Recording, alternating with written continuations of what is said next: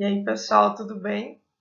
Então, continuando, nossas aulas dentro da termoquímica, a gente está analisando um pouquinho de cada coisa, um pouquinho de cada vez, porque não é um conteúdo difícil, porém tem algumas coisas que a gente tem que entender bem para poder realizar, principalmente os cálculos e as interpretações desse conteúdo. Então, a gente já viu sobre a entalpia da reação, as reações exotérmicas e endotérmicas, como reconhecer. E agora a gente tem alguns, eles chamam de casos especiais de entalpia. São os tipos de entalpia que a gente pode encontrar. São 3 e são fáceis da gente reconhecer esses casos especiais de entalpia. Vamos começar?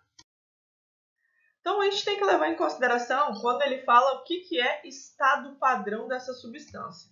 O estado padrão é a forma pura como essa substância é encontrada sob uma pressão de 1 atm e temperatura de 25 graus Celsius ou 298 Kelvin, que agora a gente utiliza tudo em Kelvin.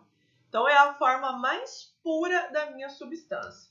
Esse estado padrão ele tem uma entalpia, um calor, uma energia relacionada a esse estado dessa substância, que a gente chama de entalpia padrão.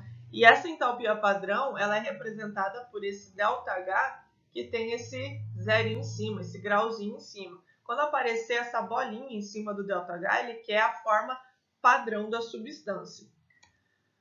Essa variação de entalpia ocorre, a variação de entalpia padrão, quando todos os reagentes e os produtos estão no seu estado padrão. Então, eles estão no estado mais fácil, o estado mais estável de ser encontrado.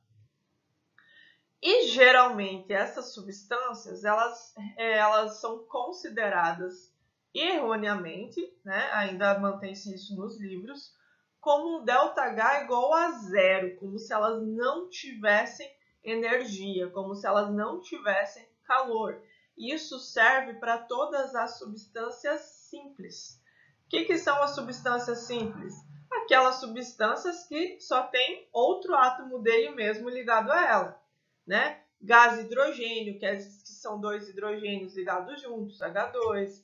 Gás oxigênio, o carbono grafite, que é a forma mais estável do... Lembra lá dos alótropos? A forma mais estável da alotropia, no caso do carbono, é o grafite. O diamante é mais difícil de ser encontrado. Então, pensa no estado padrão como a substância simples mais estável, mais fácil de ser encontrado. Também a gente tem gás nitrogênio, e todas as outras substâncias simples e de menor alotropia ou de estado mais estável que a gente possa encontrar. Quando aparecer estas substâncias no estado padrão, que são substâncias simples, o ΔH delas é zero automaticamente. A gente não calcula elas, a gente só desconsidera elas do nosso cálculo. Ok? A gente vai fazer exemplos para verificar isso aí mais fácil.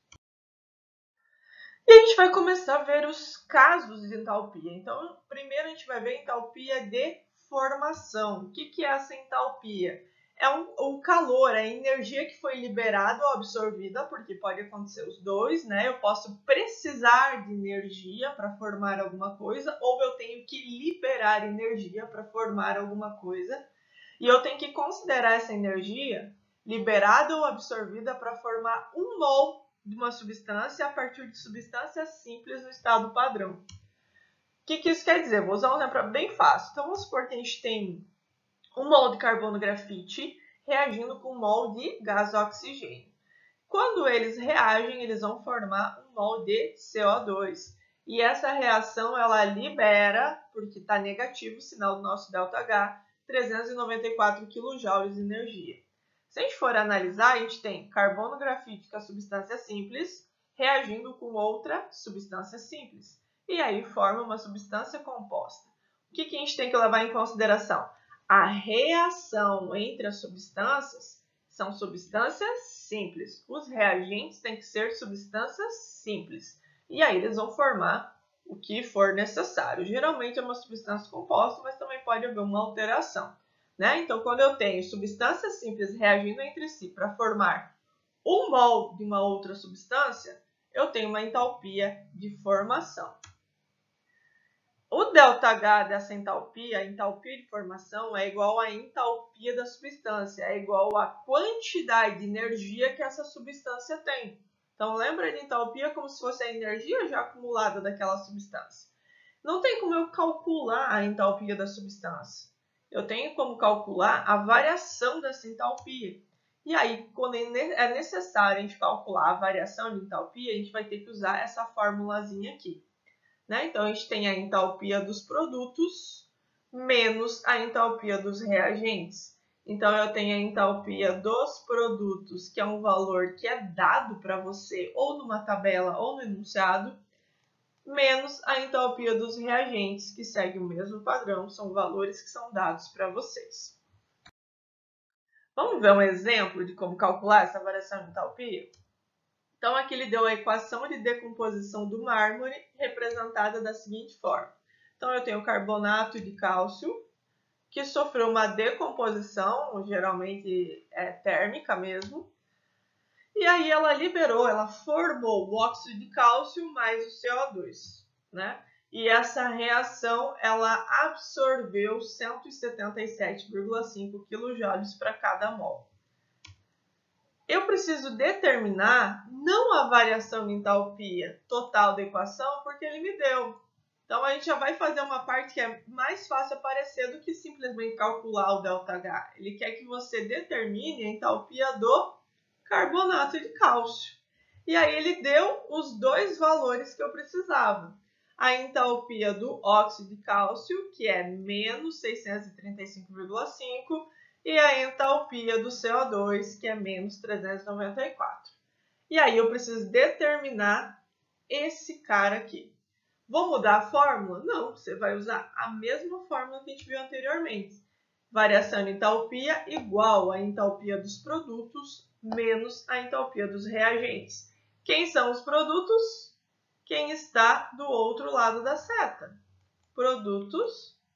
E aqui nós temos o carbonato de cálcio como reagente.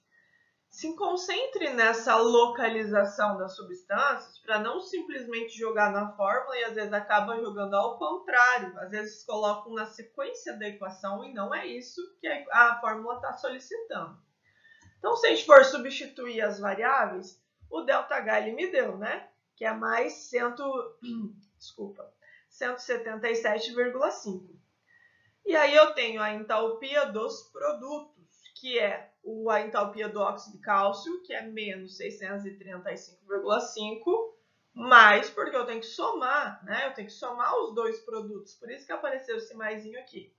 Menos 394, que é a entalpia dele. Por que eu estou tendo cuidado de usar esses parênteses? Por causa dos sinais, tá? Eu só estou somando os dois produtos. E na soma disso, com certeza, vai ser um número negativo, porque os dois são negativos. Você só está juntando essa energia. E aí eu quero descobrir o que? A entalpia do meu reagente, que é o carbonato de cálcio.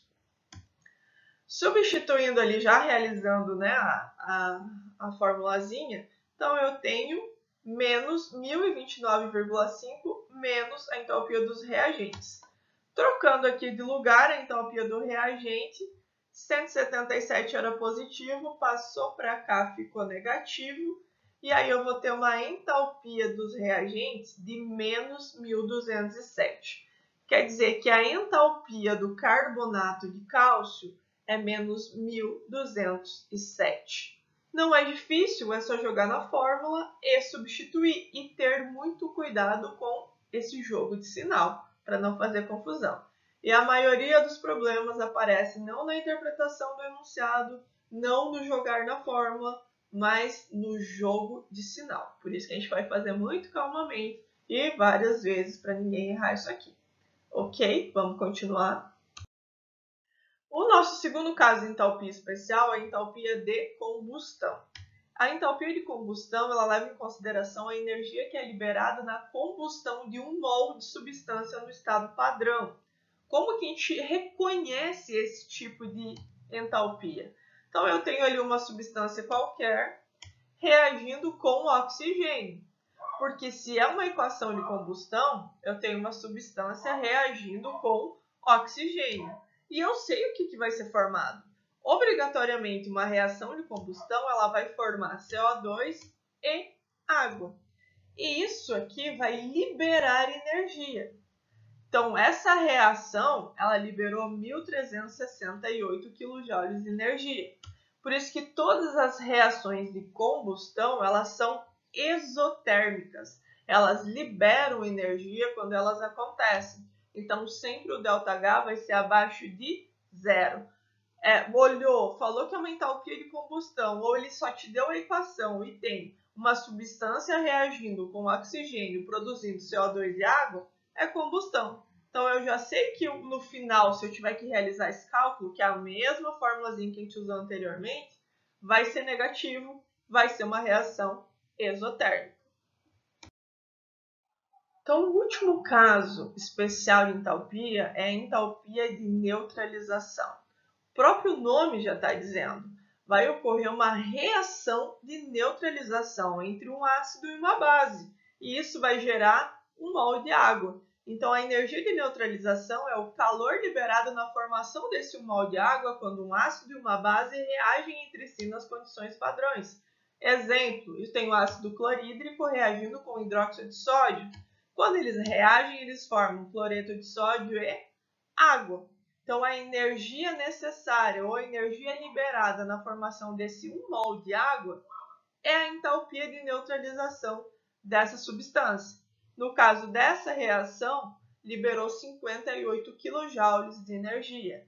Essas reações de neutralização também serão exotérmicas, porque elas liberam calor para poder acontecer. Então, o ΔH dessa entalpia, a entalpia de neutralização, a variação de entalpia dessa reação vai ser sempre menor que zero. Então, hoje a gente viu os casos especiais de entalpia, né, que é a entalpia de formação, combustão e neutralização.